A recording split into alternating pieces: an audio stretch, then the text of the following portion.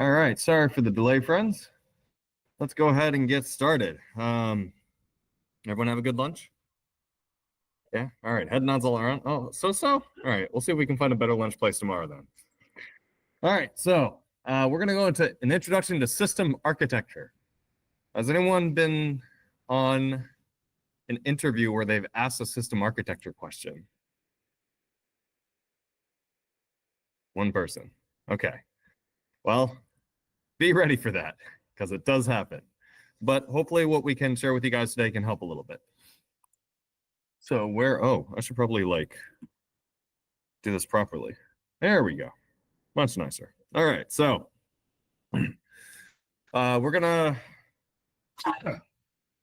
actually wait a second. Sorry, my system here is, there we go, much better. All right.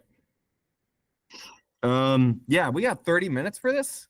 Make that 24 minutes. And we got a lot to cover, so we're gonna go fast. We're gonna go over all this stuff. All right. So you know the score. I'm not a super expert in all this, whatever. I do this as my day job. I passed at least a couple interviews, so hopefully I can explain to you guys what's going on. So system architecture, exciting, right? You totally want to make this diagram, right? Yeah. You're gonna have a great time. It's gonna be spectacular. Tell me someone knows this reference. Can I get no? Really? Huh? Kellogg? No. Okay, you guys know the game Doom? Yeah? Okay. Do you know the game Animal Crossing? Okay. They came out on the same day. So a lot of people were like, oh, the Doom guy. And I forget her name. What's her name? In Animal Crossing? All right, anyway, we don't have time for this. There's a meme. It's funny. There's really, really good memes and artwork about it. Go look it up. Anyway. Oh, sorry. Did you want to go for it? Quick. Oh, okay. Just search Doom Animal Crossing. It'll come up. So what is system architecture? It's basically how the system as a whole, including the networking aspect of things, the infrastructure aspect of things, the communication of systems, all that works together to form the whole system. Okay, so it is both the infrastructure and software layer of things, right? So you'll see here they talk about like functions and queue and web apps, right? Those are describing software functions, not necessarily hardware. The hardware underneath them is implied, but sometimes the hardware is referenced directly. So like, you have virtual machines there, which is like obviously an infrastructure layer. It's kind of mixed. It's kind of mishmash of whatever makes sense to convey the idea of what needs to be built to the infrastructure engineers and the software engineers. So it includes networking. You'll often include like the public and private zones. What areas of systems are publicly accessible on the internet? What systems are only privately accessible? These kinds of things. You'll indicate where there are firewalls and all that kind of stuff, where you need VPNs or peering or any of that kind of stuff. It also is meant to cover scale, right? So which parts of it can scale, what parts of it should scale, what type of scaling there is, and the scale that this is meant to support, right? So a lot of system architecture is, we want a, let's say we want a web application that can serve, Gangnam-gu in Korea. Okay, it's a lot of people, but it's not huge. So your system architecture is going to be designed in one way versus, hey, let's build a system to serve all of Asia, right? That's going to be a much different system architecture, even if the software application is largely the same in terms of its scope and purpose and all that. So the scale at which you're working will greatly affect the system architecture. Another thing when you're building out a system architecture, you need to consider cost.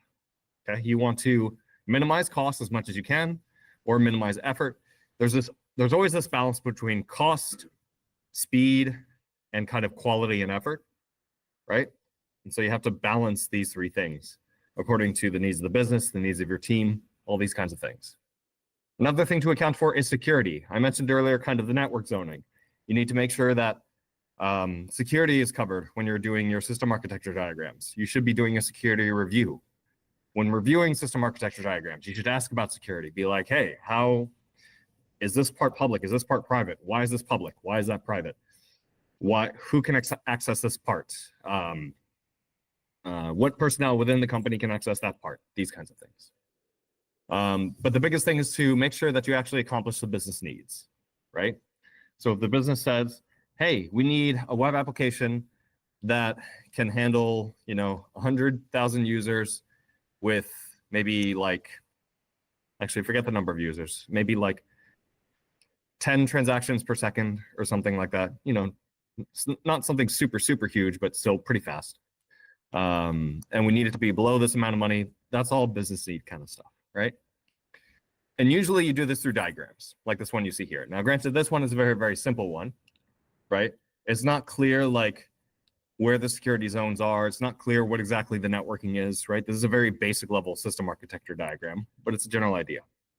So at a high level, does that make sense? It's kind of what we're doing, why we're doing it, and what we need to consider. Cool, let's get a little deeper. So in a system architecture diagram, you kind of have 3 layers. In a traditional web application, you have kind of 4 layers that you need to consider, right? You have your traffic management, right? Where do your users start accessing the system as a whole, right? Usually from the internet. Then you have kind of your web server front-end layer, okay? And that's often kind of split into 2. You have your static stuff, which is like images and maybe audio or video assets. And then you have like your front-end code, like your HTML, CSS, JavaScript. These are things that you need to serve. Then you have your web application server. That's usually your back-end layer. Usually it's stuff that we built in the first 2 days, right? And then you have your persistence layer, okay? This would be your blob storage if people are uploading files or downloading files, right? It also includes your database. It could also include caching if you're going for very, very high performance. Crap, I meant to have you guys review something. I might end up looking like a fool. It's going to be great. You'll see in a minute, sorry. So yeah, you make sure that you include all these layers, and sometimes you may want to organize it according to these layers, but it's more just a way to kind of think about stuff as progressing through the architecture. No time for jokes. So when you're talking about the system architecture, you have to consider scaling, okay? There are 2 types of scaling. We say vertical scaling, or scaling up, and horizontal scaling, scaling out, okay? Vertical scaling, that's basically getting a bigger server, all right? Horizontal scaling is just adding more servers, okay? For stateless portions of the architecture, things like your front-end and back-end servers, these are stateless. You want to scale out, right? It's cheaper, it's faster, there's no need for downtime, these kinds of things. Is this on? Yes. For scaling up, you usually want to use that for a relational database up to a certain point. The problem is, when you get a bigger server, you can only get a server so big, right? At some point, that just stops working, okay? Also, there's a risk when you do scale up. You often may need to incur downtime. There are ways to do it without downtime, but it can be a little bit tricky. You have to be very careful about it. And even then, there's no guarantee. But both of these are options depending on your situation, depending on your cost. One risk with the scaling out option is you have the potential for runaway cost, okay? Because you'll often set up scaling out to be automatic.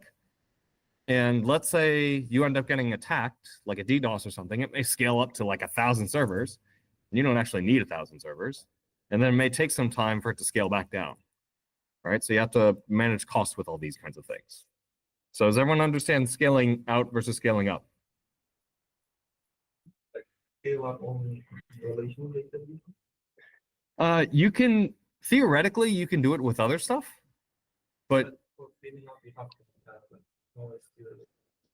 yeah. So, well, so with relational databases, you can scale out reads very easily, right? So you can create read replicas, and those you can scale out pretty far. Scaling out writes can also be done, but it's a little bit trickier. There are certain limitations. You have to look into that. I've been at companies where we have done scale out of relational databases. It can be done, but it introduces a lot of maintenance overhead and a lot of risk, and you have to have really good monitoring to make sure nothing goes wrong. So it can be done. You just have to be careful about it. Does that answer your question? Cool. Replicas is horizontal or vertical scaling? So adding replicas and pods, that's scaling out because you're adding more copies. Yeah, scaling out, horizontal scaling. Yeah.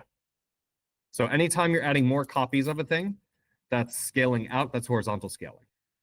Okay. Now, yeah. In the vertical scale up, is there a hard limit? Generally, yes, as I understand. You can only make a server so big. You can only fit so many CPUs. You can only fit so much RAM. You cannot scale up forever. So you'll see when we get to different kind of reference architectures, how at some point, like relational databases just don't work so well anymore. You can still make them work. I've worked at companies where they have planet scale relational databases, but oh boy, that system gets complicated. But we'll talk about that more in a minute. Any other questions? Yes. Which is better for? You're gonna have to use the mic. I can't hear you. Disaster recovery. Different problem, right? So scaling, like, if you scale out or scale up, you're still doing it within one region, right? Disaster recovery is usually in a separate region. Because disaster recovery assumes that whatever region your stuff is in the compute for that region is no longer available. Thank you, Amanda. So disaster recovery is kind of not related to this. However, you can geographically distribute, and that would usually be scaling out, but that's a little bit more complicated. And if you're trying to scale out the same system geographically, that gets more complicated. It does make sense to do, but like if you're doing that, you're not coming to this session, right? You're like way beyond this stuff if you're at that level. So yeah. Disaster recovery is kind of a separate topic from this. Does that answer your question? Cool. All right, any others? All right, we're rapidly running out of time, so I'm gonna kind of run through this stuff real quick. So when it comes to the traffic management, one thing you have to consider is load balancing. Hopefully some of you have heard of a load balancer. It's usually the entry point to your system, usually from the internet. There are both software and hardware load balancers, but usually if you're using a cloud system, you just use whatever load balancer they provide you. Software load balancers are things like you can just install the software on some Linux server and have it act as a load balancer. You can use Nginx as a load balancer, right? That kind of thing. And then hardware load balancers are dedicated physical hardware specifically for load balancing, which generally perform much better, but they're expensive. Now, if you're using cloud systems, the software versus hardware distinction doesn't matter anymore because it's the cloud. You're buying it as a service. You don't care what the underlying implementation is.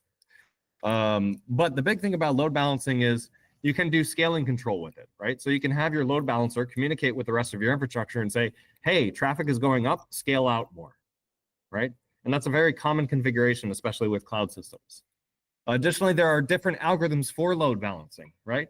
So the simple naive algorithm is called round robin, where it's just like this server, now this server, now this server, now this server, now that server, now that server, now it just keeps going all the way around. Or you can have not proper is not the right word, but you can have kind of resource-based load balancing, where the load balancer has some awareness of the CPU usage of each server behind it, and then it can delegate traffic depending on where the least CPU usage is to try to balance out the usage of your resources. There's a whole bunch of different algorithms. We're not going to cover them all today, but I recommend looking them up. Sometimes you can configure the load balancing algorithm, sometimes you can't. With cloud systems, usually I haven't really worried about it, and it's been good enough. But yeah, it depends on the scale you're working at. And then there's also protocol and traffic support.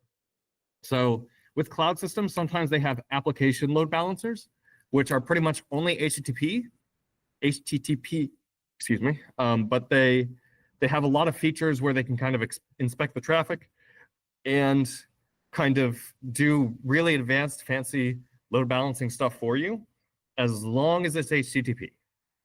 But then you have kind of network load balancers where it's just some kind of TCP traffic on some kind of port, and then you're on your own, right? So that's something to consider. There are cases where you actually want to use a network load balancer for HTTP traffic, but that's something you have to figure out. That's something you can read up on your own. And then another thing to consider are health checks. If you have automatic scaling based on your load balancer traffic, your load balancer needs, actually even without scaling, your load balancer needs to know the servers behind it, right? The servers that it's forwarding traffic to, it needs to know which of those servers are healthy, right? So you often have to configure some kind of health check to basically query that server and be like, hey, are you healthy? Are you still running? Should I continue sending traffic to you? Okay. So you have to consider what your health check method is on your backing services, so that if for some reason the server behind the load balancer becomes unhealthy, maybe it crashes or maybe you're shutting it down for maintenance or something, the load balancer needs to be able to try a health check against that server, realize that it's unhealthy, and remove it from the pool of servers that it's sending traffic to. Be like, okay, you're not healthy, I'm not sending you any new traffic, that kind of thing. Does that make sense? Does everyone have some kind of understanding of what a load balancer is now? Cool. So next up is blob storage. So many times you'll have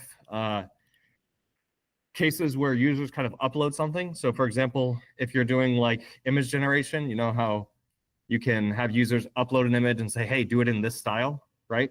Well, you have to store that image somewhere, right? So blob storage is basically just file storage. We say blob because it may or may not arrive as a file, right? But you end up storing it as a blob, like a binary blob in a file form, right? So that's why we kind of call it blob storage. But there's many different types of file storage. There's S3-like. You've probably heard of Amazon S3. What is it? Scalable simple storage or something like that. But basically, it's just a big giant file system, and you interact with it via HTTP to request objects, right? Now, when you're doing S3, a lot of the time you don't realize you're doing HTTP. That's just because it's good design. But usually that's an HTTP-based system. It's basically just a big file server, but the actual servers underlying it are obfuscated away from you. You're just like, give me file, and it's like, here's file, and you don't care about the rest, right? However, S3 storage is the slowest type of blob storage, usually. There's also block storage, which is kind of floating hard drives in the cloud, where you can attach it and detach it from different servers. And normally, servers come with an attached block storage, usually a very small amount just for the server's normal running operation. But you can allocate block storage individually as well for whatever purpose you may need. There's also, usually cloud providers have attached solid state drives if you need really fast IO. And you can configure that as well. And then there's network attached storage, which is kind of the fast shared option, because the attached SSD, that is on a per virtual machine instance, right? Whereas, and so you can't really swap it too well, because it's usually bound to that individual virtual machine. But the next best thing is the network attached storage, which is optimized for speed and can be shared among different resources, okay? You have to be careful of your rights, but in that case, you know, you have bigger problems to solve. Most of the time for common web applications, the built-in block storage for your virtual machines, along with the S3-like storage, is sufficient. You really only need to worry about the other stuff when you're doing things like machine learning. Okay? And then in terms of what to consider when choosing which of these types of blob storage, you have to consider cost. Your S3-like storage is definitely going to be the cheapest. And you have to consider IOPS, which is input-output operations per second. Okay, basically, how fast is it? So for machine learning, often disk IO is a limiting factor. So you want your IOPS to be higher, which is why attached SSDs are usually quite good. However, that's going to cost more. Also, you have to determine if you need a shared resource like a NAS, or if you need a dedicated resource to a specific VM like an attached SSD. That's another thing you have to consider alongside the cost. And then there's management effort. S3 is the easiest. You're like, here's a big giant file system that everyone can share. Hooray. Versus, okay, I have block storage and I have to detach it from this host, attach it to that host, all this kind of nonsense. Okay, so these are all the things you have to consider in terms of storage when doing system architecture. And I'm trying to go fast because we only got 5 minutes left. So databases are the next consideration. Um, so, um, there's a whole bunch of different kinds of databases. Yesterday, we went over relational databases, tables and references and all that kind of stuff. But these are not the only types of databases. There are also document stores, basically JSON document databases. This includes things like MongoDB. There's also key value stores like Redis. Those are super fast, but they have more limited utility due to the very constrained nature of its data model. There's also column stores if you're doing analytics processing. This is like HP Vertica. You could also argue that Hadoop is kind of a column store, but that's a bit of a stretch. There's also time series databases. So there's things like InfluxDB, things like Splunk, where basically data is arranged in time. That's particularly useful in log storage and management systems, but it may also be useful if you're doing something like a stock trading app. In that case, a time series database totally makes sense, right? So you have to consider all these different attributes to figure out which database makes sense for you. For example, a columnar store, great for aggregation, great for analytics. So if you're doing a bunch of grouping, a bunch of statistical analysis, excellent. But if you want to pull out an individual record, good luck. It's going to be a little bit slow. Whereas a traditional relational database, some amount of aggregation is good. But if you want to do like a group by on millions of records with thousands of values, it's going to be a bit slow. Maybe you should look at a columnar store, this kind of thing. Then you also have the more esoteric stuff, like a data lake, which is basically an S3 blob store with a bunch of CSV files, and you can kind of query them, kind of not. Then you have data warehouses. That's more like your big giant Hadoop or Spark, these kinds of things, where basically you have it distribute a bunch of many different databases that you can interact with either code directly or some SQL-like interface like Hadoop Hive, or data lake houses, which is kind of a weird hybrid of the two, where you store a bunch of CSV files in a data lake, and then you have some kind of interface that scans those files, indexes them, and then you query the interface, but then it goes and hits the S3 storage underneath to pull the actual file data. And it basically kind of does MapReduce, but with S3 file, it is crazy stuff. It's also outrageously expensive. But Snowflake is a big one for that, for kind of a data lake house. And then data behemoths aren't real. It's just a joke. Everything is data something. And I made this fun little AI of a data behemoth, or an AI image of a data behemoth. I thought it's kind of cute, but yeah. And then data formats. When you have your various components of your system architecture, you have to decide how are they going to talk to each other? How are they going to exchange data, right? So, we talked a little bit about XML and JSON, I think in day 1 or 2. And there are still times where XML does make sense, okay? So don't completely disregard that. But JSON is quite common among most. There's also gRPC, which is kind of a binary data format. That's very useful for kind of internal services, for inter-service communication within your system. There's also protobuf and message pack, which again, very good for kind of inter-service communication. Protobuf is like gRPC in that you kind of have to know what the structure of the data you're serializing on both sides. They have to know the structure before they send it, but you can convert it to a binary format that's very compressed, and you can send it back and forth quickly between the two. Message pack is basically a binary version of JSON, and that can be very nice, very efficient, and very easy to work with while still being flexible. However, you can't read it because it's in binary. So if you need something that's human readable for debugging purposes, maybe stick to JSON. And then there's also the weird stuff like comma separated values or tab separated values, which there are still cases where that's a valid data exchange format. But yeah, we're not going to cover that today. So do make sure to consider different data formats. For example, even one of the applications that I'm working on at Lunit these days, we actually use message pack for part of our system because we need something that's very data space efficient for transfer, because we're transferring a ton of data between the front end and back end. And yeah, JSON was just way too big and way too slow. So a message pack can solve the problem. So, make sure to consider these alternatives.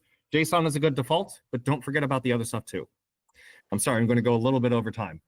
And then I mentioned earlier, when you're designing your system architectures, you also need to consider security. The big thing is firewalls. That's the big major thing. You also have to consider access control in terms of the people who are accessing the system, right? So if it has like a management component and a customer facing component, who can access which side, right? And when it comes to the management component, which employees of the company can access that? How do you authenticate them as employees? Does it need to be internet facing, even for your employees? Does it not? How do you authenticate them? These kinds of things. There's also network peering. You may have several different networks. Maybe you're doing a crazy multi-cloud thing and you need the different clouds to talk to each other. You have to have all these networks connected to each other in order for traffic to flow. Maybe you have an on-site data center that you need to connect to your cloud systems, and therefore you'll need a VPN to handle that. These are all things that you have to consider.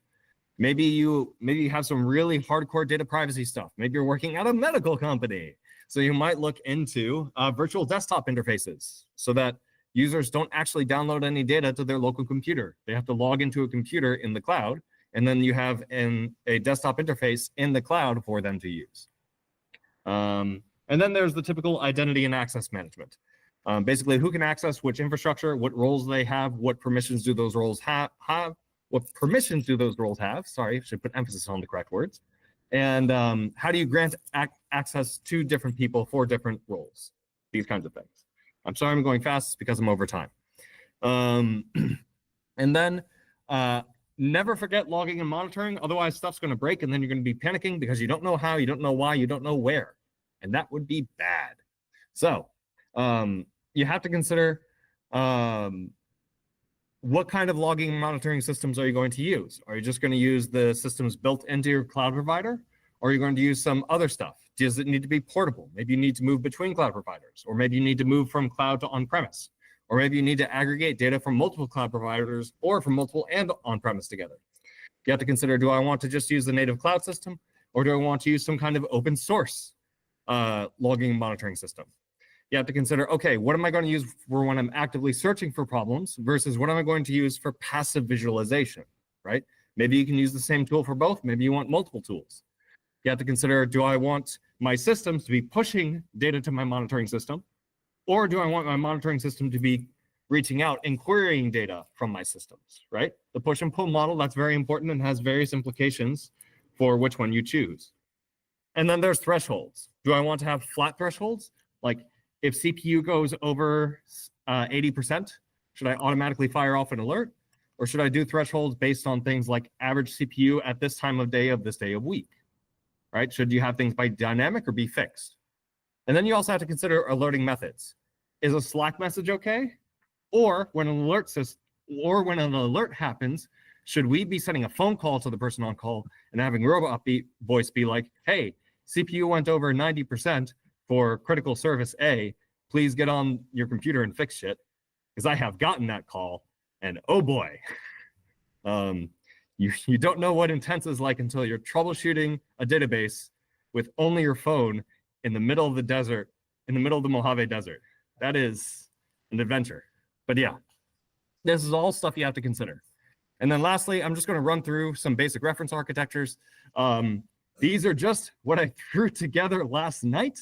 They are my opinions. They're probably wrong, but this just gives you some ideas of like how architecture might progress. Also, this is very incomplete. Again, this was thrown together only using PowerPoint very quickly. But you have like the startup scale architecture, which is like you have a server, you have a database. Done, because we have no money, right? That's kind of the startup system architecture. You would still want to have some kind of monitoring, like maybe just throw a Datadog agent in and you call it a day. And then maybe you just use a basic relational database and then just, throw together your fast API server and give it a web front end as well, and you're done. You could also go up to kind of the mid scale where you really separate your front end and back end. You have your web server for serving your front end assets and your web application server for your back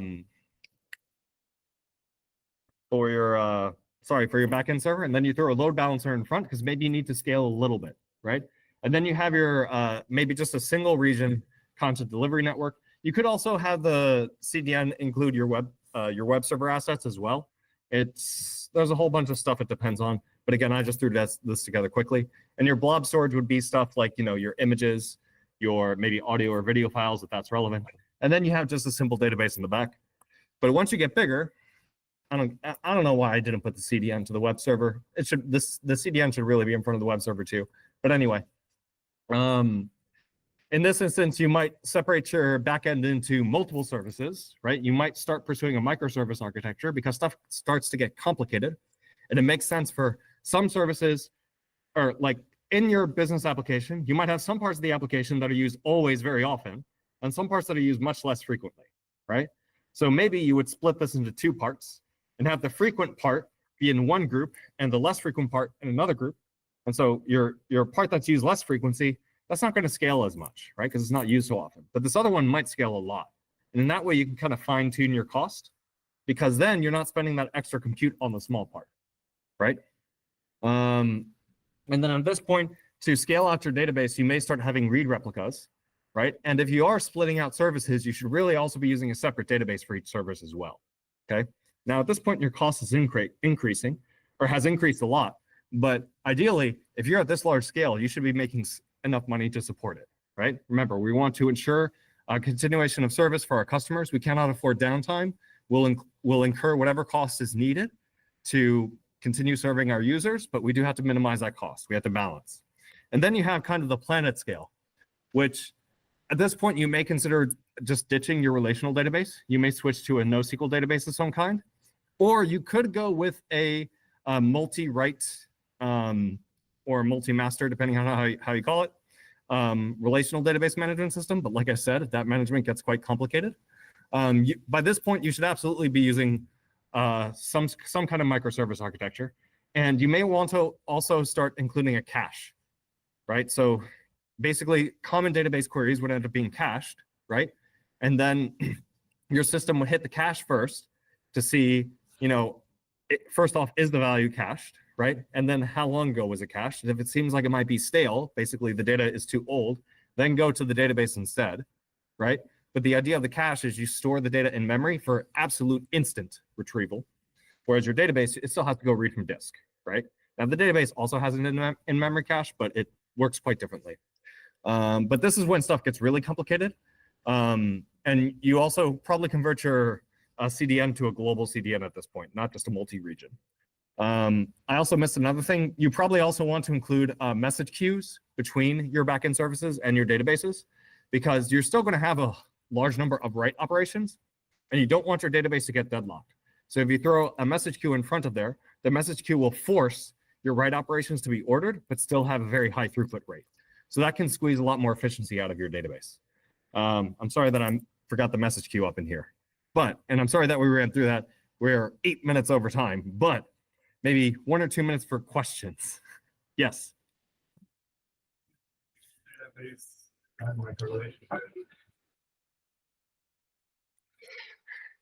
I could spend like 5 hours on that question alone. So the major difference between a NoSQL database and a relational database is a NoSQL database does not have does not base itself in relationships. So you don't necessarily split entities and have this one-to-many, many-to-many join kind of stuff going on. And they're also not ACID compliant, right? So yesterday they talked about ACID, atomic, consistent, integrity, and durability, I think, something like that. Most NoSQL databases don't give all the ACID guarantees, or maybe they kind of interpret them a little bit differently. But I can't go into too much detail because I'm out of time, and that would be a very long topic, but we can talk about it more later. We also, CodeSeoul, we did a session on databases a while back. So if you look on the CodeSeoul YouTube and look for live streams, you'll see our database one, and we talk in more detail about that. Any other questions?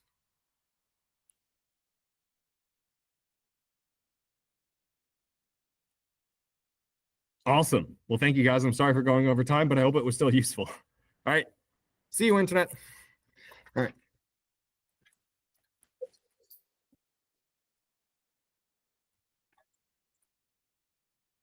Oh, I didn't know you could mute it. Oh.